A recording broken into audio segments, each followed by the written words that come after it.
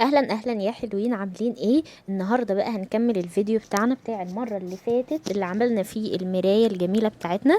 ودي هنعمل بقى النهارده الطارات ونقول بسم الله.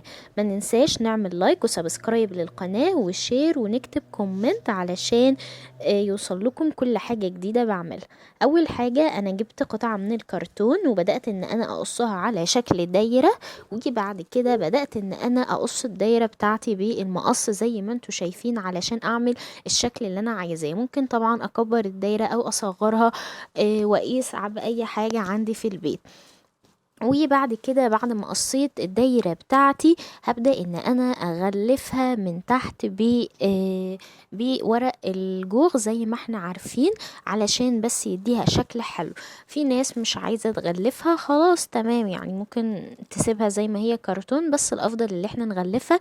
وممكن نغلفها برضو بورق كانسون او اي حاجة بحيث ان هي تبقى شكلها حلو. لو عندنا مثلا قطعة خشبية ممكن نبدلها بدل الكرتون، هتبقى احسن كتير جدا لان هي هتبقى ناشفة معانا وتستحمل. وبعد كده لما نعمل عليها الخيط هتبقى يعني ناشفة معانا وتستحمل اكتر كمان من الكرتون.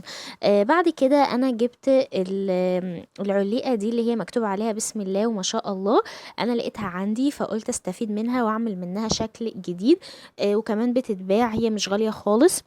وهنعمل منها كمان 3 حاجات بدل ما هي كده عليقة واحدة بتتعلق، هعمل منها 3 حاجات. وبعد كده انا جبت قطعة من الكرتون على شكل دايرة صغيرة وحطيتها في النص زي ما احنا شايفين كده، علشان دي اللي هحط بعد كده عليها الشكل بتاعي. وبعد كده بدأت ان انا اجيب الخيط بتاعي. انا حبيت المرة دي اجرب خيط جديد. جبت بصراحة الخيط اللي انا شغالة بيه ده.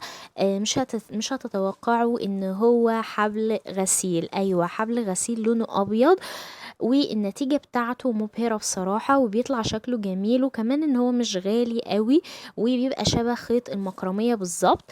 وبعد ما خلصت لف فبيطلع الخيط في بتاعي الاخر طبعا انا الفينش بلف بتاعه طبقه حلو وبلزق، جدا. بلف طبقه وبلزق هكذا. جبت بعد كده بقى خيط الخيش بتاعي. ده خيط خيش بيتباع في محل الخيوط، تمام. سمكه رفيع. وبعد كده بدأت ان انا الف خيط الخيش ورا الخيط اللي هو حبل الغسيل بتاعي، بحيث يبقى لونين، لون ابيض وبعد كده اللون البني او البيج بتاعي ده. وبعد كده جبت الشكل بتاعي اهو، وحطيت عليه شمع من كل اتجاه، وحاولت ان انا الزقه كويس قوي واثبته بحيث ان هو يبقى ثابت معايا وشكله حلو. وبدات اشوف كده الشكل بتاعي، بحيث ان هو اهم حاجه يبقى متثبت كويس بلزق الشمع.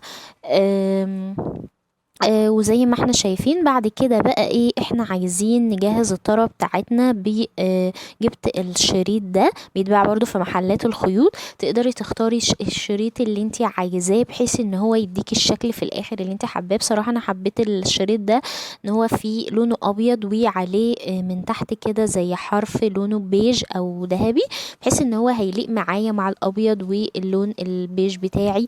يعني كله كده هيطلع في الاخر بنيات وابيض، الوان كده لايقه مع بعضها وفي نفس الوقت خفيفه كده على العين والمنظر. طبعا زي ما تحبي الالوان اللي انت تحبيها، وعلى حسب برضو الطاره اللي انت هتحطيها في النص الوانها ايه، فبتجيبي الالوان اللي تحبيها يعني. الشريط ده مش غالي خالص، هو برضو بحوالي المتر ب4 جنيه او ب5 جنيه. والطاره بتاعتي بتاخد، يعني انت هتجيبي متر هيبقى كويس قوي، هيكفي معاكي طارة واحدة. لكن لو هتعملي اكتر من طارة هاتي بقى اكتر شوية. آم، وبدأت ان انا الزقها كويس بالشمع واثبتها معايا زي ما انتوا شايفين كده لحد ما تخلص. وفي الاخر بصراحة الشكل طلع جميل قوي وكل اللي شافوها اعجبوا بيها. هي حاجة بسيطة، وكمان بنقدر ان احنا نستغل لو مثلا عندنا حاجة معلقينها في البيت وحسينا ان شكلها قدم شوية، ممكن نعملها بشكل جديد وستايل جديد، او بنشتريها جاهزة. جيت بقى عشان اعمل الطارة التانية. طبعا انا جهزت برضو ورق الكرتون زي الطارة الاولانية، بس حبيت لقيت عندي الخيط ده. هو خيط زي خيط الكروشيه كده. هو مش عارفة بالظبط هو خيط ايه، لو حد يعرف يقولي في الكومنتات بالظبط هو اسمه ايه، بس هو كان موجود عندي. ولقيته لونه بني فقلت هيليق معايا قوي، ويعني هيديني شكل حلو. فلفيته كده زي ما انتوا شايفين، وبرضو لزقت بالشمع. قلت يعني تغيير ويديني منظر جديد. وبعد كده كملت بخيط الخيش بتاعي، بس هو بصراحة الخيط ده يعني دوخني شوية وانا بعمل، لان هو سمكه رفيع. وكمان يعني ايه، عايز اللي بيعمل بالشمع يخلي باله قوي علشان ما يتلسعش من الشمع.